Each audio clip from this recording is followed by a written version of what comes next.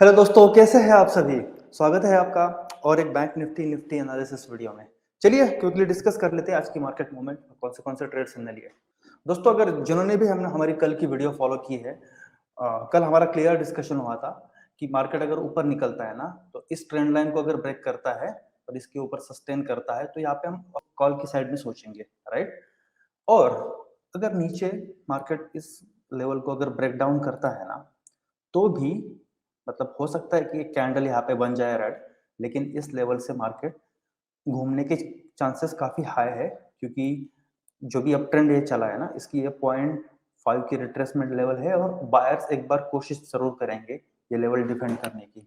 और जैसे कि आप देख सकते हैं, एग्जैक्टली मार्केट ने लगभग इसी पॉइंट से यू टर्न मार लिया और जो भी लोगों ने पुट लिया होगा ना यहाँ पे, उनको ट्रैप करके मार्केट सीधा ऊपर निकल गया। अगर हम 1 मिनट के चार्ट पे देखें तो ऑलमोस्ट ऑलमोस्ट वही पॉइंट को टच करके मार्केट ने सीधा वहां पे ऊपर निकल गया, राइट? और निकलने के बाद तो फिर फोर्स इतना ज्यादा था, तो शॉर्ट कवरिंग भी, मतलब ये 2 दिन में बहुत सारे शॉर्ट्स क्रिएट हुए हैं, तो शॉर्ट कवरिंग भी आनी थी। तो इसी शॉर्ट कवरिंग में मार्केट ने ऑलमोस्ट ऑलमोस्ट 1000 पॉइंट्स का मूव दे दिया बैंक निफ्टी के अंदर।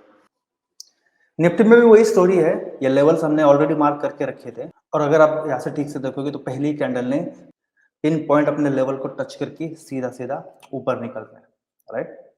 हमारे ट्रेड की बात करें तो फर्स्ट ट्रेड हमने निफ्टी में लिया, राइट? निफ्टी में ये 1 मिनट का चार्ट है, और 1 मिनट के चार्ट पे आप देखोगे तो यहाँ पे अपना मॉर्निंग का सेटअप बन रहा था, ये अच्छी खासी एक रेंज बन रही थी और रेंज को अपर की साइड में ब्रेकआउट दे रहा था। तो यहाँ पे हमने फर्स्ट क्वांटिटी पंच कर ली, और उसके बाद में जब ये कल की क्लोजिंग के ऊपर निकल रहा था ना, ये ब्रेकआउट आ रहा था, तो यहाँ पे थोड़ी सी क्वांटिटी मैंने ऐड कर ली, और इस समय तक हमारी ये हैमर कैंडल भी फॉर्म हो चुकी थी, तो काफी कॉन्फिडेंस था मेरे ट्रेड पे।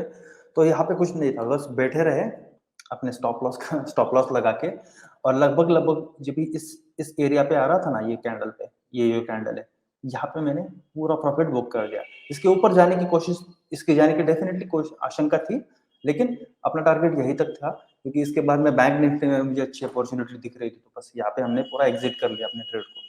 बैंक निफ्टी में जैसे हमने कल डिस्कस किया था कि मार्केट इसको ब्रेक करने दो, ब्रेक करने के बाद एक बार रीटेस्ट करने के बाद अगर फिर निकलता है ना, तो यहाँ पे हम कॉल साइड में इंटरेस्ट रहेंगे कि यहाँ पे दोनों साइड की मूवमेंट पॉसिबल थी, यहाँ से सेलिंग भी आ सकती थी और यहाँ से बाइंग भी आ सकती थी, तो यहाँ पे रीटेस्ट जरूरी था। तो इसी कैंडल पे यहाँ पे आप 1 मिनट पे देखोगे इस एरिया में, और चूंकि पहले निफ्टी के ट्रेड में हमें बहुत अच्छा प्रॉफिट हुआ था, तो यहाँ पे मुझे ज्यादा कुछ टेंशन था नहीं, यहाँ पे स्कैल्पिंग के बारे में ही सोच रहा था। तो जैसे इस एरिया का ब्रेकआउट आया, तो बस हम बैठे रहे इसमें और अपने ये ईएमए तक का, ईएमए को ब्रेक करने का इंतजार करते थे। इस कैंडल पे शायद ईएमए ब्रेक हुआ, तो यहाँ पे हमने एग्जिट कर दिया उस ट्रेड। उसके बाद में जब ये मार्केट को भी देख रहा था, मतलब यहाँ से अगर फिर से ऊपर निकलता तो यहाँ पे मेरा कुछ प्लान था, लेकिन जैसे मैंने देखा कि ऑलमोस्ट ऑलमोस्ट ये डबल टॉप जैसा बना रहा है और इसको ब्रेक नहीं कर पा रहा है, तो उसके बाद में फिर अपने ट्रेडिंग ही मतलब आज क्लोज कर दिया। उसके बाद में धीरे धीरे ऊपर चला गया, लेकिन बाद में प्रॉफिट बुकिंग। और एक बार होता क्या है ना दोस्तों, इतना बड़ा मूवमेंट देने के बाद मार्केट को कूल ऑफ भी होना होता है, राइट? इतने हाई लेवल पे कोई परचेस नहीं करता, कोई बाय नहीं करता। अगर यहाँ पे कोई शॉर्ट्स पड़े होते हैं, कुछ यहाँ पे पहला कुछ लेवल होता कि जिसको ब्रेकआउट मारना है मार्केट को, तो यहाँ से एक स्ट्रॉन्ग अपमूव आ सकता है, लेकिन यहाँ पे कोई लेवल भी नहीं है, तो यहाँ पे कुछ ज्यादा एक्सपेक्टेशन थी नहीं। थोड़ा लार्जर पिक्चर देखे दोस्तों, तो ये 4 आवर के चार्ट पे मार्केट ने यहाँ पे अच्छा खासा बेस बना के आज ब्रेकआउट दिया है, राइट? तो यहाँ पे हो सकता है कि आने वाले दिनों में, मैं नहीं बोल रहा हूँ कि नेसेसरीली कल आएंगे, कल के लिए तो हम डिटेल डिस्कशन करेंगे थोड़ी देर में, लेकिन आने वाले पीरियड में यहाँ से फिर से मार्केट इस लेवल तक को आ सकता है, और इसको भी ब्रेक करे तो फिर आगे के टारगेट हमारे इस लेवल तक रहेंगे, राइट? कल के बारे में डिस्कस करें दोस्तों, तो कल आप सबको पता है कि कल बजट अनाउंस होने वाला है, तो कल हमारा प्लान यही है, बस कुछ पॉपकॉर्न मंगाएंगे और कुछ अच्छी मूवी लगा के बस मूवी देखने वाले हैं सुबह। मजाक कर रहा हूँ, लेकिन देखिए एक दो चीजें मैं आपको बता दूं। जब ये ऐसे ग्रैंड इवेंट्स होते हैं, बजट एक मार्केट के लिए एक बहुत बड़ा इवेंट है, बहुत ग्रैंड इवेंट, राइट? और जब ये ऐसे बड़े इवेंट होते हैं ना, तो मार्केट्स टेक्निकल्स पे नहीं चलते, मार्केट सेंटिमेंट पे चलते, राइट? और इसमें आपको नहीं पता या हमें नहीं पता कि मार्केट क्या एक्सपेक्ट कर रहा है, मार्केट की एक्सपेक्टेशंस क्या है और एक्सपेक्टेशंस के अनुरूप बजट में क्या अनाउंसमेंट्स आ रही है, राइट? तो उसमें वोलेटिलिटी काफी हेवी होती है, तो इसके लिए मार्केट्स में जब जब बजट का अनाउंसमेंट हो रहा है उस समय ट्रेडिंग करना बहुत ही ज़्यादा रिस्की होता है। तो फ्रैंकली मेरा तो कोई प्लान नहीं है मॉर्निंग हाफ में या 12-1 बजे तक कोई भी ट्रेड करने का। और एक चीज़ आपको मैं दिखा देता हूँ। ये इंडिया विक्स का चार्ट है पूरे ईयर का, राइट? अगर आप इसको देखोगे तो इसकी नॉर्मल रेंज ये है, राइट? ये है। और जब भी बजट अनाउंस होता है ना, बजट के अराउंड यानी जनवरी, फरवरी में ये अराउंड 16-18 के लेवल पे ट्रेड करता है और नॉर्मली ये 11, 12, 13 ये इसकी नॉर्मल रेंज है, राइट? तो अभी विक्स ऑलमोस्ट 16 पे ट्रेड कर रहा है और ये बजट की वजह से है और इसी की वजह से विक्स बढ़ने की वजह से प्रीमियम भी बहुत ज्यादा बढ़े हैं। लेकिन कल होगा क्या ना दोस्तों, जैसे ही मार्केट बजट के एक अनाउंसमेंट्स आ जाएंगे ना, तब और उसका पूरे न्यूज को डाइजेस्ट कर लेगा मार्केट, तो विक्स तेजी से फॉल करना शुरू कर देगा और उसी के साथ साथ प्रीमियम भी तेजी से फॉल करेंगे।